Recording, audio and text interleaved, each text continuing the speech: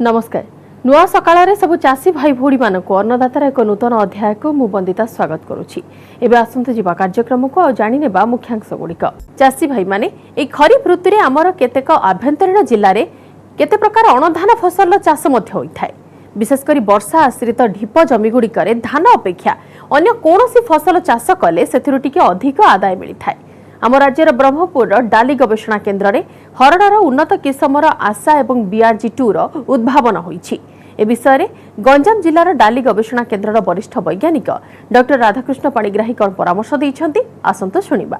हमर जो हरड़ रे अपन देखिए आशा गोटे किस्म अछि, ये मध्यम ड्यूरेशन रो एथिरे अपन देखिए मध्यम किस्म भितर ये भल आदाय दउछि। ये किस्मटी 160 रु 165 दिन भितर अमल हुए, किंतु जदि ये किस्मटी आम रबी ऋतु में करवा तार अर्थ सेप्टेम्बर अक्टोबर नवेम्बर सोईंग करवा बुणिया जदि ये मसरे सेप्टेम्बर हो अक्टोबर हो बा नवेम्बर मसरे ये 130 दिन रे पाची जाए बा अमल हो जाए। किंतु ये जो किस्मटी आम जदि वर्षा दिन करवा चाष कर जून जुलाई मसरे बुणिले ये बहुत लंबा हो जाए आउ शाखा प्रशाखा भी बेसी दिएनी। से आम साधारणतः एक धाड़ी की धाड़ी 120 सेंटीमीटर आउ गछु गछ 20 सेंटीमीटर स्पेसिंग दि जाए। ये 90 सेंटीमीटर धाड़ी की धाड़ी आ गछु गछ 20 एवं 150 सेंटीमीटर धाड़ी की धाड़ी आ गछु गछ 20 ये तीनटा दूरतार माने 90 120 और 150 पर्यंत आम जदि दी धाड़ी भितर दूरता रखा ताले आउ 60 दिन रे आम ताको तार अगटिकी छिड़े देवा पड़ो। छिड़े देले कौन हम तार गोटे शाखा बाहर शाखा बाहर से शाखार बहुत फल हम गचर उच्चता कमिज आउ आदाय अधिका दब। ये साधारणतः आपणकर रोग पोक देखा जाउची जे रोग पोक विशेष लागेनी आउ जेहेतु हरड़ फसल रे बहुत संख्यार पोक लगे जदि लगे आम साधारणतः गोटे आमर प्रथम अवस्था पत्रखिया पोक आउ फूल अवस्था ब्लिस्टर बिटिल आउ जो फल अवस्था आमर मारुका आउ आमर हेलियोथिस आर्मिजेरा वाली गोटे पोक ये सब पोक लगुंट आले। तेणु प्रथम अवस्था आम जदि निम तेल गचर ग्रोथ अवस्था निम तेल स्प्रे करिया ताहले साधारणतः पोक देखा जाएनी। जदि लगे बर्तमान जो ट्राइजोफस मिलूँ ट्राइजोफस लिटर पानी रे 2 ml हिसाब रे स्प्रे कले फल बिंधा पोकरू रक्षा पाई पार्छन। देखुचे आशा किस्मटी ये आपणकर 165 दिन भितर अमल हुए। यार जो आदाय आमर हेक्टर को बा 2 एकर अधिक जमी रे कम रे आपणकर 10 क्विंटाल पर्यंत अमल होची।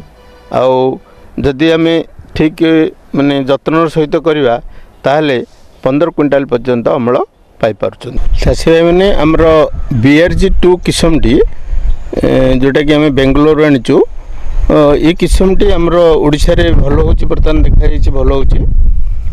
चाष कले आमर यार 2 प्रकार यार जो फल होची ये फल आम माने परिया वेजिटेबल बा छड़ेगिरी मंजी हिसाब रे तरकारी करी खाई परिया एवं फल पाचिला परे डाली मध्य जून जुलाई मसरे बुणिवा ताहले 160 165 दिन रे पाचियो।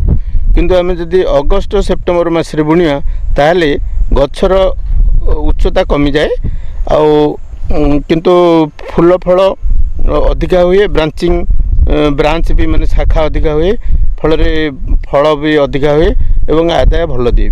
आम या बर्तमान जो किस्म मुझे आपको देखा ये जो किस्म ये देखा जाए आम सेप्टेम्बर मसरे यहाँ बुणाई सेप्टेम्बर मसरे बुणिले ठीक 130 135 दिन भितर निश्चित भाव अमल हो देखुँ यहाँ एग्रोनोमिक ड्वार्फिज्म एम कहूँ ये माने गचर अमल माने उच्चता कमी एवं फल अधिका अमल अधिका दिए। ये गोटे देखा कि पोक जो फल बिंधा पोक लगुच या आम टे फल समय फल बिंधा पोक लगिले आम जदि स्प्रे सिंचन करें ये आपणकर अमल भल दब। प्रथम अवस्था निम तेल टे स्प्रे करिया गचर वृद्धि अवस्था लिटर पानी रे 5 ml हिसाब रे आमर जो मारुका आउ हेलियोथिस सार्मिजारा गोटे पोक एबरे जो लगुच या आम मार्केट मिलूँ स्पिनोसाइड औषध बा ट्राइजोफस औषध ट्राइजोफस लिटर पानी 2 ml हिसाब से स्प्रे कले साधारणतः ये पोक दाउर आम रक्षा पाइपर जदि भल भाव या करें आमर निश्चित आर्थिक उन्नति हम आमर लाभ। दर्शक बंधु आपण माने खराटिया चाषर कौन सब उपकारिता अच्छी ताहा आम कार्यक्रम जानिथिबे। आम राज्य में प्राय 6 प्रकार मृत्तिकार निजस्व गुण अच्छी केउ माटी अधिक उर्वर तो आउ केउटी पूरा अनुर्वर तेणु ए प्रकार समस्या बहुल माटीर प्रथमे उपचार हेबा आवश्यक। एथिपई प्रथमे माटीर परीक्षा करिबा निहाती दरकार। एई मृत्तिका परीक्षार उपादेयता एवं आवश्यकता उपरे आसंतु जानिबा आमर ए विशेष प्रस्तुति सेथिपई कि मृत्तिका आवश्यक भल मृत्तिका हेले भल चाष हम तेणु आमर जो माटी रही केमती उर्वर करवा आम बहु कालू ये माटी उपर आम चाष कर चलचे माटी भितर थिबा विभिन्न प्रकार खनिज लवण सार ये सबुड़िक धीरे धीरे सरी जाउची तेणु चाषी भाई माने ये तांकर जो जमी अच्छी तार जो मृत्तिका परीक्षा करेंगे ताले से माने ता देहरे थिबा खाद्य सारर परिमाण को जानीपारे से अनुसार अनुमोदित सार प्रयोग कले जो फसल करवा सेटा अधिक अमल दब तेणु ये अवसर में मुझे चाषी भाई को अनुरोध करुँची से जमीर खराटे चाष करूँ एवं ये खरा दिने से जमीर मृत्तिका को स्थानीय ग्रामसेवकों जरिया परीक्षा करने की दिंतु।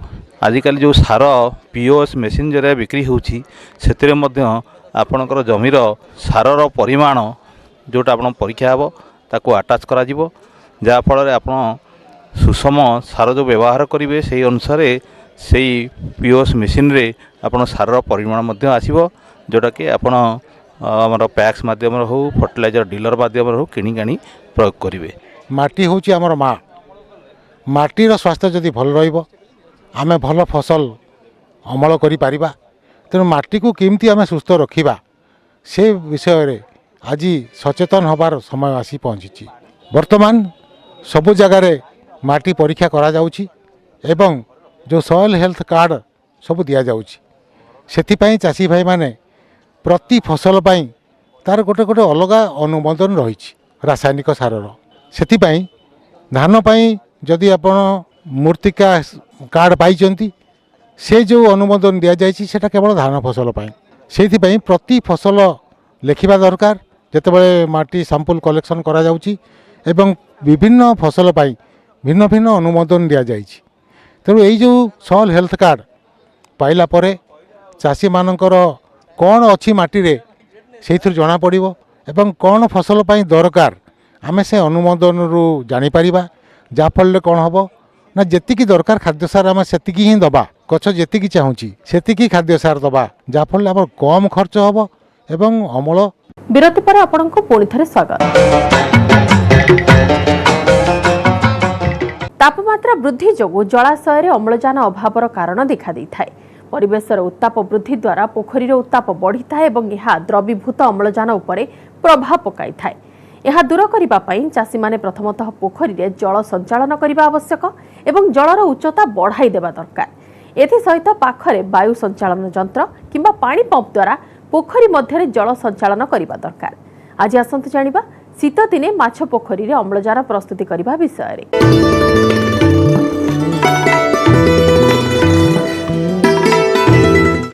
आसंतु आज जानिबा गोटे बहुत साधारण कथा किंतु बहुत गुरुत्वपूर्ण कथा जे माछ चाष रे ऑक्सीजन बा अम्लजानर उपकारिता आ अम्लजानर व्यवहार उपरे हम साधारणतः जो माछ चाषी भाई माने माछ चाष करूछंती ए दृष्टि को ए दिग को जमारू ध्यान देई न थांती काहेकि ना पोखरी रे माछ रहिला माछ पानी रू माछ अम्लजान ग्रहण करी तार शरीर प्रक्रिया संपादन कला कि जेतले हमको प्रॉब्लम हेई थाए माछ आसिक बाहर बुलती कि हठात कि माछ मरी जाती से आमको मन पड़े जो कौन पाई माछ मरला। यही साधारण केतोटी कथा छाड़देला भी अम्लजान बहुत गुरुत्वपूर्ण भूमिका रही जोटा कि माछर अभिवृद्धि में साहाय्य करे। तेणु आसतु प्रथम जाना पोखरी अम्लजान आमको कौटू मिले आमर वायुमंडल पाखापाखि अम्लजान 21% अच्छी किंतु पानी रे से 21% रु मात्र 1% बा 1000 ppm अम्लजान मिली थाए। ताले अम्लजान मुख्यतः कौट आसता है पानी रे प्रथम उपादान है जे प्रथम जिनस है वायुमंडल अम्लजान ପବନ ସିଏ ପାଣି ସଂସ୍ପର୍ଶରେ ଆସି ପାଣିରେ ଦ୍ରବୀଭୂତ ହୋଇଥାଏ। ଦ୍ୱିତୀୟରେ ମେଜର ସୋର୍ସ ରହିଲା ଅମ୍ଳଜାନର, ଯେଉଁଟା ପୋଖରୀରେ ଅଛନ୍ତି ଉଦ୍ଭିଦ ଜାତୀୟ ଛୋଟ ଛୋଟ ପ୍ଲବଜୀବ ବା ପ୍ଲାଙ୍କଟନ୍, ଛୋଟ ଛୋଟ ଗଛଲତା, ଯେଉଁମାନେ କି ସୂର୍ଯ୍ୟର ଖରା କିରଣ ପଡ଼ିଲେ ନିଜର ପ୍ରକ୍ରିୟା ସମ୍ପାଦନ କରିଥାନ୍ତି ଅଙ୍ଗାରକାମ୍ଳ ନେଇ ଏବଂ ଅମ୍ଳଜାନ ନିର୍ଗତ କରିଥାନ୍ତି। ମୁଖ୍ୟତଃ ଏହି ଦୁଇଟି ସୋର୍ସରୁ ଆମକୁ ମାଛକୁ ବା ପାଣିରେ ଅମ୍ଳଜାନ ମିଳିଥାଏ। ଆଉ ଅମ୍ଳଜାନର ଉପକାରିତା କ'ଣ ନା, ଅମ୍ଳଜାନକୁ ମାଛ ଗ୍ରହଣ କଲେ ତାର ଶରୀରର ସବୁ ପ୍ରକାର ପ୍ରକ୍ରିୟା ସମ୍ପାଦନ କରିବାରେ ସାହାଯ୍ୟ କରିଥାଏ। ପୋଖରୀର ବଟମ୍ ବା ପୋଖରୀର ଯେଉଁ ତଳ ଅଂଶ ବା ପଙ୍କରେ ଥିବା ବିଭିନ୍ନ ମାଇକ୍ରୋ ଅର୍ଗାନିଜିମ୍ସ, ଜୀବାଣୁ, ବୀଜାଣୁ, ଏମାନେ ସେହି ଅର୍ଗାନିକ୍ ମ୍ୟାଟରର ବିଘଟନ ପ୍ରକ୍ରିୟାରେ ମଧ୍ୟ ଅମ୍ଳଜାନ ସାହାଯ୍ୟ କରିଥାଏ। ମାଛ ପାଇଁ ଅମ୍ଳଜାନ କେତେ ଦରକାର? ବିଭିନ୍ନ ପ୍ରକାର ମାଛର ଅମ୍ଳଜାନ ଗ୍ରହଣ କରିବା ପଦ୍ଧତି ଅଲଗା ଏବଂ ଅମ୍ଳଜାନ ତାଙ୍କୁ ରିକ୍ୱାରମେଣ୍ଟ ବି ଅଲଗା ଅଲଗା ଥାଏ।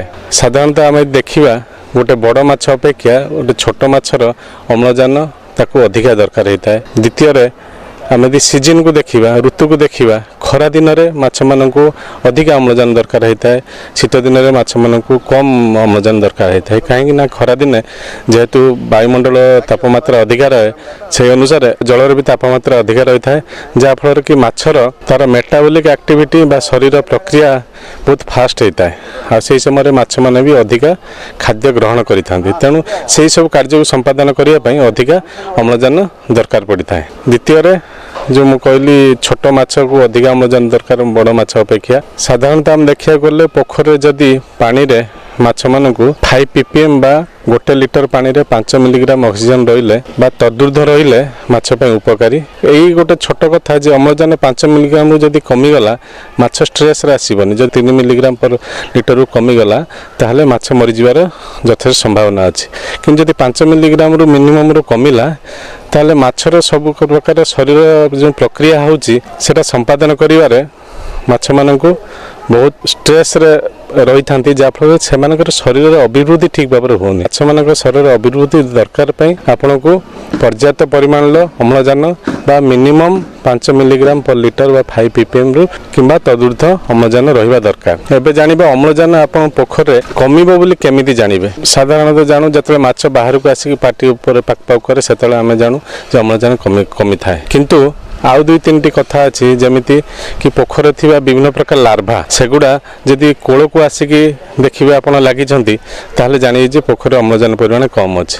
କିମ୍ବା ଯଦି ପୋଖରୀରେ ଛୋଟ ଛୋଟ ଗେଣ୍ଡା ରହିଥାନ୍ତି, ତା ସହିତ ବି ଅଲଗା ଆକ୍ୱାଟିକ୍ ଭେଜିଟେସନ୍ ଛୋଟ ଛୋଟ ଗଛ ବି ଥାଏ, ଯଦି ସେ ଗେଣ୍ଡା ଗୁଡ଼ିକ ଆସିକି ଦେଖିବେ ଗଛ ଉପରକୁ ଚଢ଼ିକି ରହିଛନ୍ତି ତାହେଲେ ଜାଣିବେ ଯେ ପୋଖରୀରେ ଅମ୍ଳଜାନ ପରିମାଣ କମ୍ ରହୁଛି ଆମର। ତୃତୀୟରେ ଆପଣଙ୍କର ଯଦି ମାଛମାନଙ୍କ ବିହେଭିଅରକୁ ଯଦି ଲକ୍ଷ୍ୟ କରିବେ, ଯଦି ମାଛମାନେ ଯେତିକି ପରିମାଣର ଖାଦ୍ୟ ଖାଉଥିଲେ ତାଠାରୁ କମ୍ ପରିମାଣର ଖାଦ୍ୟ ଖାଉଛନ୍ତି କିମ୍ବା ଖାଦ୍ୟ ଟୋଟାଲ ବନ୍ଦ କରିଦେଇଛନ୍ତି ଖାଇବା, ତାହେଲେ ଜାଣିବେ ଯେ ମାଛ ଷ୍ଟ୍ରେସ୍ରେ ଅଛି ଡ୍ୟୁ ଟୁ ଅମ୍ଳଜାନର ଡେଫିସିଏନ୍ସି ପାଇଁ। ଆଉ ଗୋଟେ କଥା ଏଇଠି କହି ରଖୁଛି, ଅମ୍ଳଜାନଟା ପୋଖରୀରେ ସବୁବେଳେ ସମାନ ପରିମାଣରେ ନଥାଏ।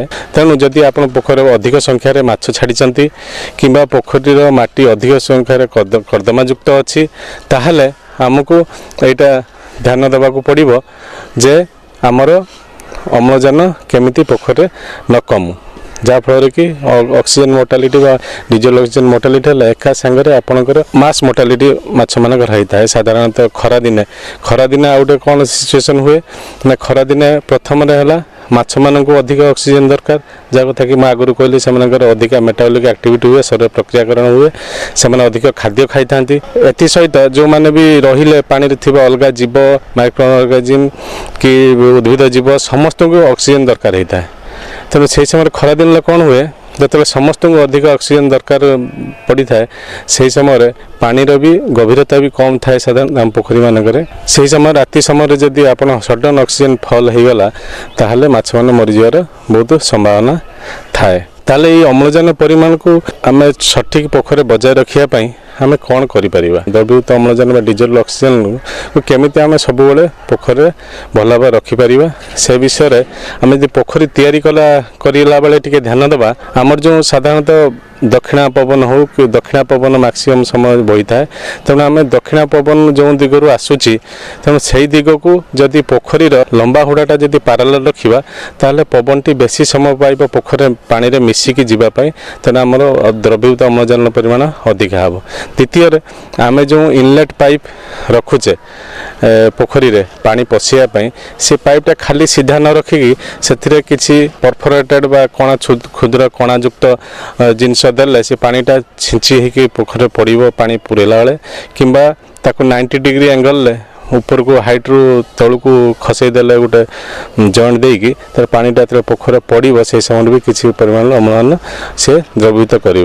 तृतीय आम पोखर रे थिबा प्लांकटन बा अलग उद्भिद जातीय जो आलजी से आमको कंट्रोल रखा पड़ो तेणु से कंट्रोल रखा हेले आमर जो गोबर खत परिचालना बा फर्टिलाइजेशन प्रोसीजर अच्छी से सब टे चेक रखा पड़ो। आम जमी सूर्य किरणटा पोखर डायरेक्ट पड़ुवा से पोखरी हुड़ार विभिन्न गछ वृक्ष बड़ गछ लटा से गुड़ा काटिकी ये करा पड़ो। ता सहित आपण मान पाखरे सब बेले हठात किना यदि ऑक्सीजन डेफिशिएंसी है आपन तो किसी करें पोखरी पानीटा को भी आप रिसाइकल कले से पोखर पानीटा को भी रिसाइकल करके गोटे पंप माध्यम पकड़े भी आप अम्लजान पोखर बढ़।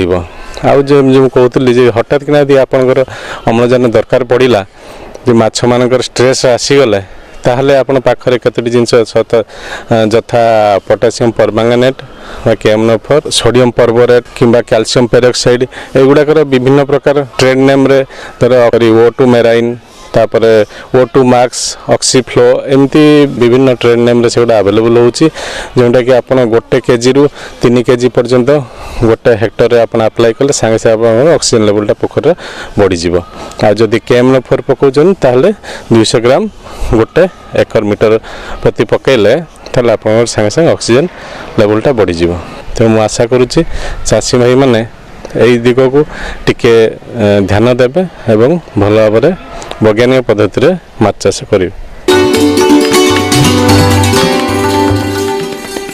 आज अन्नदाता आपणक सेवा सोपान रे कहा प्रश्नर उत्तर रही आसंतु जानिबा। आज अन्नदाता कार्यक्रम निःशुल्क फोन सेवा माध्यम संबलपुर जिलार कोचिंडा ग्रामर चाषी जितेंद्र बारिक से धान अमल जंत्र विषय किसी तथ्य जानवा चाहते आसतु जानिबा आमर एही प्रस्तुति को। वर्तमान कृषि क्षेत्र में मुख्य समस्या होगी कि कृषिजीवी श्रमिक मिलूना जहाँफल कि चाष कम ठीक समय हो पार नहीं जहाँद्वारा उत्पादन कमुची से दृष्टि रखी कृषि और कृषक सशक्तिकरण विभाग तरफ विभिन्न प्रकार जंत्रपाति बाहर कर जो थे कि कम समय सहजरे चाष कार्य हो पार कृषि कार्य जिते गुड़े सब प्रणाली माने सोपान अच्छी यथा आपणकर जमी प्रस्तुति करवा धान रोइबा धान बुड़ीबा घास बाछवा अमल करवा यही सब जो पर्याय सब अच्छी से प्रत्येक कार्यपाई आम विभिन्न प्रकार जंत्रपाति सब बाहर करूँ जमी जमी प्रस्तुति कि आपंकर ट्रैक्टर पर रोटावेटर पूरा भल चाष कर धान रोइवाई कि ट्रांसप्लांटर धान रोइबा जंत्र धान बुणिया कि सीड ड्रिल मंजी बुणा जंत्र एवं धान काटियापाई कि रिपर कम्बाइन हार्वेस्टर से आम बाहर करूँ। धान काटिया गोटे बड़ समस्या था आम चाषी भाई मानकर से दारे नई कर बिल धान काटुले और बिड़ा बांधिक घर को आनुले घरे पुणी बलद लगे बेंगला पकाउले धान अमल कर बिक्री करुले यहाँ जो कष्ट साध्य कार्य ताकू दूर करने आम ए कम्बाइन हार्वेस्टर बाहर करूँ। कम्बाइन हार्वेस्टर द्वारा कौन हम कि बिल से पूरा धान काटिक ता भीतर अमल करी खाली धान गोटे पटे माने जो हपर अच्छी कम्बाइन हार्वेस्टर से स्टोर कर तार जो पाड़टा से पछपटे पड़ो ये जो स्टोर हम धानटा से 8 ରୁ 10 क्विंटाल धान हो गले ट्रैक्टर जाकर ट्रैक्टर डाला जाकर ट्रैक्टर डाल लोड करदेव जो हार्वेस्टर से धानटा को आनिक आपंकर चाषीर खलार पैकिंग कर मंडी की नब एत प्रकार सुविधा है या द्वारा कौन हो कि खर्च कमुची केमती ना गोटे एकर धान काटिकाई 15 ରୁ 20 लोक दरकार बर्तमान जो मजूरी सरकार रेट 280 टका कि गाँ गहली पाखापाखि 300 टका मजूरी बर्तमान चली 300 टका मजूरी हेल्ले जब 15टी लोक लगे 15 ରୁ 20 पाखापाखि 4,500 ରୁ 6,000 टका खर्च हो गोटे एकर धान काटियापाई कि एथर आम देखुचु कि जहाँ आम देखुलु आज गोटे ଆପଣଙ୍କର ପୁରଣ ଗ୍ରାମ ଜଗତସିଂହପୁର ଜିଲ୍ଲା ଜଗତସିଂହପୁର ବ୍ଲକର ପୁରଣ ଗ୍ରାମରେ ବାପି ବାବୁଙ୍କ ଘରେ ବିଲରେ ବାଇଣ୍ଡ ହାର୍ଭେଷ୍ଟର ଡେମନଷ୍ଟ୍ରେସନ୍ କରିଥିଲୁ ଆଜି। ଏଇଟା ପାଖାପାଖି ଘଣ୍ଟାକୁ 1 ଏକର ଧାନ କାଟୁଛି ଏଥିରେ ଏବଂ ଏଥିରେ ତେଲ କନଜମ୍ପସନ୍ 8 ରୁ 10 ଲିଟର ତେଲ କନଜମ୍ପସନ୍ ହେଉଛି। ଯଦି 8 ରୁ 10 ଲିଟର ତେଲ ହେବ ମ୍ୟାକ୍ସିମମ୍ 10 ଲିଟର ତେଲ କନଜମ୍ପସନ୍ ହୁଏ। ପାଖାପାଖି ତେଲ ହେଉଛି 70 ରୁ 80 ଟଙ୍କା ଦାମ। 70-80 ଟଙ୍କା ହେଲେ 800 ଟଙ୍କା ଖାଲି ତେଲ ଘଣ୍ଟାକୁ ଏଥିରେ ଯିବ। ଆର ସିଷ୍ଟମ୍ ଅଛି, ଲାଇଟ୍ ଫାଇଟ୍ ସବୁ ସିଷ୍ଟମ୍ କରିଦିଆଯାଇଛି। ରାତିରେ ଅନ୍ଧାର ହେଲେ ମଧ୍ୟ ଏଥିରେ ଚାଲିପାରିବ ଆରାମରେ। ହଁ କୁହନ୍ତୁ। ଲାଇଟ୍ ମଧ୍ୟ ଏଠି ଅଛି ଏବଂ ଏ ଲାଇଟ୍ ମଧ୍ୟ ଆଗକୁ ପଡ଼ିଲେ ଧାନ ଗଛ ଦେଖାଯିବ, ଆରାମରେ ଏଇଟା କାଟି ହେବ। ଯେଉଁଠି ସେ ଡ୍ରାଇଭର ସିଟ୍ ଉପରେ ମଧ୍ୟ କଭର ଅଛି। ରାତିରେ ମଧ୍ୟ ଯଦି ବର୍ଷା ହେଲା କି କାକର ଯେଉଁ ପଡ଼େ ଶୀତ ଦିନେ ରଖିବା ପାଇଁ ମଧ୍ୟ ତାର କଭର ମଧ୍ୟ କରିଦିଆଯାଇଛି। ତେଣୁକରି କିଛି ଆରାମରେ ଡ୍ରାଇଭର ବସିକି ଏଠି 10 ଘଣ୍ଟା କାମ କରିପାରିବ। ରାତିରେ ମଧ୍ୟ 2-3 ଘଣ୍ଟା କାମ କରିପାରିବ। 10 ଘଣ୍ଟା ଯଦି କାମ କରିବ ଏଥିରେ ତାହେଲେ ଆପଣଙ୍କର 10 ଘଣ୍ଟା ହେଲେ ଆପଣଙ୍କର ଖର୍ଚ୍ଚ ହେଉଛି ଘଣ୍ଟାକୁ ଆପଣଙ୍କର ଏଥିରେ ହେଉଛି କହିଲି 800, ଇଏ ଯିବ 200, 1000 ଟଙ୍କା। 1000 ଟଙ୍କା ଖର୍ଚ୍ଚ କଲେ ଆପଣଙ୍କର ପାଖାପାଖି 2500 ରୁ 3000 ଟଙ୍କା ଗୋଟେ ଘଣ୍ଟା କାଟିବା ପାଇଁ କି ଆମକୁ ମିଳୁଛି ଭଡ଼ା। 2500 ଟଙ୍କା ହେଲେ ବି 2500 ଟଙ୍କା 1000 ଟଙ୍କା ମାଇନସ୍ ହେଲେ 1500 ଟଙ୍କା ଏଥିରେ ଘଣ୍ଟାକୁ ଲାଭ ହେବ। ଘଣ୍ଟାକୁ 1500 ଟଙ୍କା ଲାଭ ହେଲେ ଯଦି ଦିନକୁ 10 ଘଣ୍ଟା କାମ କରିବ ତାହେଲେ 1500 ହେଲେ 15,000 ଟଙ୍କା ମିଳିବ ଦିନକୁ। ଯଦି ଗୋଟେ ସିଜନ୍ରେ 30 ଦିନ କାମ କରିବ 15, 30, 45, 4,500 ଟଙ୍କା ଏଇଟାକ 40,000-50,000 ମିଳିବ। ଏଇଟାକ ଆର କଷ୍ଟ ପଡ଼ୁଛି, ବିଭିନ୍ନ କମ୍ପାନୀର ବିଭିନ୍ନ ରେଟ୍ ଅଛି। କିନ୍ତୁ ପାଖାପାଖି 26 ଲକ୍ଷ, 26 ଲକ୍ଷରୁ 6 ଲକ୍ଷ ସବସିଡ଼ି ଯିବ। ସବସିଡ଼ି ଗଲା ପରେ ଆଉ 20 ଲକ୍ଷ ପଡ଼ିବ। 20 ଲକ୍ଷ ଟଙ୍କାଟା ଆପଣ ପାଖାପାଖି 2 ବର୍ଷରେ ବା 2.5 ବର୍ଷରେ ସୁଜା ହେଇଯିବ। ପରବର୍ତ୍ତୀ ବର୍ଷ ଗୁଡ଼ିକରେ ଚାଷୀ ଯାହା ପାଇବ ତାର ସେଇଟା ନେଟ୍ ପ୍ରଫିଟ୍ ହିସାବରେ ରହିବ। ଏଇଟା ପାଇବା ପାଇଁ ହେଲେ ଆପଣଙ୍କର ଏବେ DBT ସିଷ୍ଟମ୍ରେ ଆପଣଙ୍କର ଅନଲାଇନ୍ ସିଷ୍ଟମ୍ରେ ପରମିଟ୍ ବାହାରିବ। ପରମିଟ୍ ପାଇଲା ପରେ ଯାଇ ଆପଣ ସବସିଡ଼ି ପାଇବେ। ଯାହାର ଫାର୍ମର୍ସ ଆଇଡ଼ି ସବୁ ଫାର୍ମର୍ସଙ୍କର ପ୍ରାୟ ଫାର୍ମର୍ସ ଆଇଡ଼ି ଅଛି, ଯେଉଁଟାକି ବିହନ ନେଉଛନ୍ତି, ବିହନ ସବସିଡ଼ିଟା ତାଙ୍କ ଆକାଉଣ୍ଟକୁ ଯାଉଛି। ସେହି ଅନୁସାରେ ଫାର୍ମର୍ସ ଆଇଡ଼ି ମାରିଲେ ଏତେ ଆପଣଙ୍କର ଶୋ କରିବ ଯେ କି କମ୍ବାଇନ୍ ହାର୍ଭେଷ୍ଟର ଯଦି ଆପଣ ନେବା ପାଇଁ ଚାହିଁବେ କମ୍ବାଇନ୍ ହାର୍ଭେଷ୍ଟର ମାରିଲେ କେଉଁ କମ୍ପାନୀର କ'ଣ ରେଟ୍ ଅଛି ସେଇଟା ବାହାରିବ ଏବଂ ତା ନେକ୍ସଟ୍ରେ ପରମିଟ୍ ମଧ୍ୟ ବାହାରିବ। ପରମିଟ୍ରେ ଡିଲର କିଏ ଅଛି ସେଇ ଜିଲ୍ଲାରେ ତାର ମଧ୍ୟ ଆକାଉଣ୍ଟ ନମ୍ବର, ଡିଲର ନାଁ ସବୁ ବାହାରିବ। ବାହାରିଲା ପରେ ଆପଣ ଯେଉଁ ପରମିଟ୍ ନେଇକରି ଆପଣ ଡିଲର ସହିତ କଣ୍ଟାକ୍ଟ କରିବେ। ରେଟ୍ ତ ଆପଣଙ୍କର ଲେଖା ହେଇଛି, ସେଇ ରେଟ୍ ଯେତିକି କଷ୍ଟ ଲେଖା ଥିବ ଆପଣଙ୍କର ଗୋଟେ ଫାର୍ମର୍ସ ଆଇଡ଼ି ସାଙ୍ଗରେ ପାସବୁକ୍ଟାକୁ ଲିଙ୍କ୍ କରାହେଇଛି। ସେଇଥିରେ ଗୋଟେ ଆକାଉଣ୍ଟ ନମ୍ବର ଅଛି, ସେଇଟା ହେଉଛି ଭ୍ୟାଲିଡେଟେଡ୍ ଆକାଉଣ୍ଟ। ସେଇ ଆକାଉଣ୍ଟରେ ଆପଣ ପୁରା 26 ଲକ୍ଷ ମନେକର ହେଲା, 26 ଲକ୍ଷ ଜମା କରିବେ। ସେଇ ଆକାଉଣ୍ଟରୁ ଆପଣଙ୍କର ଯେଉଁ ଡିଲର ଆକାଉଣ୍ଟ ଥିବ ଆପଣଙ୍କର ପରମିଟ୍ରେ, ସେ ଡିଲର ଆକାଉଣ୍ଟକୁ ଆପଣଙ୍କର ଟ୍ରାନ୍ସଫର୍ କରିଦେବେ। ପଇସା ପଳେଇ ଆସିଲା ସେ ସାଙ୍ଗେ ସାଙ୍ଗେ ଆପଣ ଡାକିକିରି ମେସିନ୍ ଦେଇଦେବ। ଆପଣ ଯେତେବେଳେ ମେସିନ୍ ନେବେ ସେତେବେଳେ ଫଟୋ ଉଠେଇକିରି ଅପଲୋଡ଼ କରିକିରି ପଠାଇଦେବ NIC କି। ପଠାଇଦେଲା ପରେ ଆପଣଙ୍କର ଯେଉଁ 6 ଲକ୍ଷ ଟଙ୍କା ସବସିଡ଼ିଟା ଏଇଟା ଆପଣଙ୍କ ଆକାଉଣ୍ଟକୁ ଅଟୋମେଟିକାଲି ଜମା ହେଇଯିବ। ଆପଣଙ୍କ ସମସ୍ୟା କିମ୍ବା ମତାମତକୁ ଆମର ନିଃଶୁଳ୍କ ଫୋନରେ ନିଶ୍ଚୟ ପଚାରନ୍ତୁ। ସମୟ ଅପରାହ୍ନ 4ଟାରୁ 5ଟା ଆଉ ନମ୍ବର ହେଉଛି 18004192 ସମୟ ଇସାରା ଦେଲାଣି। କାର୍ଯ୍ୟକ୍ରମକୁ ଏଇଠି ରଖୁଛୁ। କାଲି ଆଉ କିଛି ନୂଆ ତଥ୍ୟ ନେଇକରି ଆସିବୁ। ଦେଖିବାକୁ ଜମାରୁ ଭୁଲିବେନି। ଠିକ୍ ଏହି ସମୟରେ ବିଦାୟ ଦିଅନ୍ତୁ। ନମସ୍କାର।